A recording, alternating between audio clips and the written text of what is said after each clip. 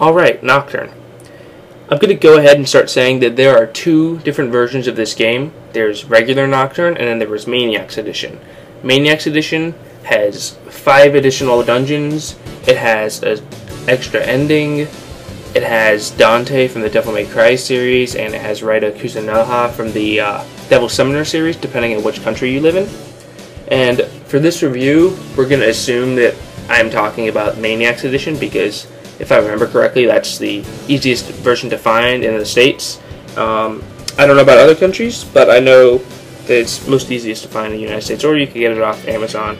Either way, review is about to start. I'm going to start off by saying that this review does have a bit of spoilers in it, but I'm going to say when those parts are coming up. Like now, there'll be a little notification up on the screen, and when they will end, and there will be a little end notification up on the screen, just like now.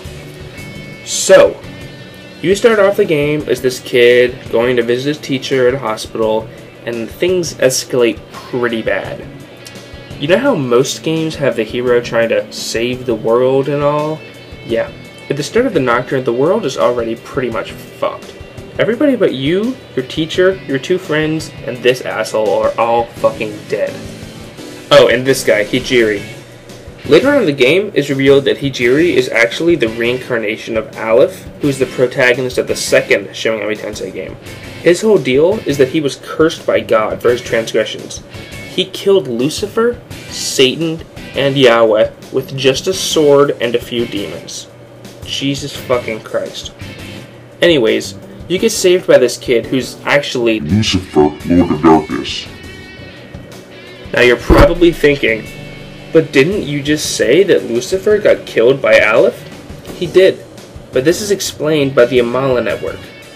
Imagine a whole bunch of separate worlds that are slightly intertwined with each other. That's basically what the Amala network is. It hasn't been fully explained, but it's a safe bet to say that Shin Megami Tensei 2 happened in another world. And the whole deal about the world ending in this game, that's actually called the Conception. The world ends so it can be reborn. And that's happened many, many times already. In the center of this vortex world, which is the result of the conception, is this thing called Kagatsuchi. Kagatsuchi isn't really the god, or Yahweh, but he's like the seed of life for the new world. The world is created when a human develops a reason, and they reach Kagatsuchi to create a world to their liking and ideals. Anyway, that's the basic plot, but let's get down to the gameplay. Nocturne uses a press-turn system, where it gives you an amount of turns equal to the amount of demons in your party, including yourself. The maximum amount of demons you can have with you is 3, but that doesn't include yourself. Each action you take takes up 1 press turn, but if you score a critical hit or you exploit a weakness, that gives you half a press turn. You can also choose to skip a turn, which only uses half of a press turn. The main character, or Demi-Fiend, or Hitoshura, whatever you want to call him, can attack also. He can defend, he can use skills, and he can run, just like his other party members. But he can also use items and talk to enemy demons, something his teammates cannot do. When you want to talk to a demon, that's called negotiation. Negotiations involve the demons mooching off of you as much as they can. They might ask for a bunch of Maka, which is money in this game, or they might ask for some of your health or magic points, or maybe some items. If they don't just leave and decide to freeload off you, or they decide you're not strong enough, which is level dependent, they might ask you some questions that don't really make sense. If you tell them what they want to hear, they will join your party and you've got a new demon buddy. Negotiation works with most demons, but some races like Tyrant or Vile won't even let you try. You can get a skill from that later, from a Magatama. The way you get skills is by ingesting Magatama. When you level up, it might let you learn a skill. You actually get your first Magatama at the beginning of the game, which gives you some basic physical skills, and like analyze and such. You get some Magatama when you beat bosses, or if you buy them in shops, or, in the case of one of them, by beating an incredibly infuriating puzzle game that might be considered the most frustrating part of Nocturne. You can also get a special Magatama by fighting all 4 of the Heavenly Devas without saving, and getting all of the previous Magatama. But this one gives you a plus 10 to all stats, and it nulls pretty much everything but almighty attacks. And that brings us around to the stats. Like most SMT games, you have strength, magic, vitality, agility, and luck.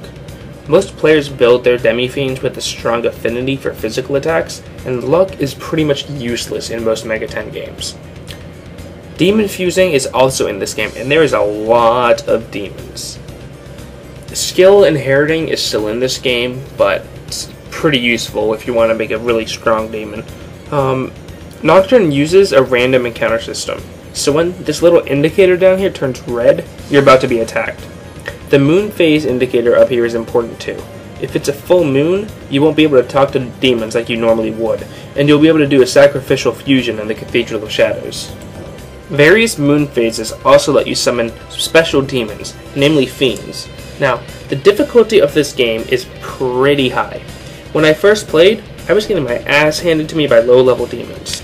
The first real challenge in this game is Matador.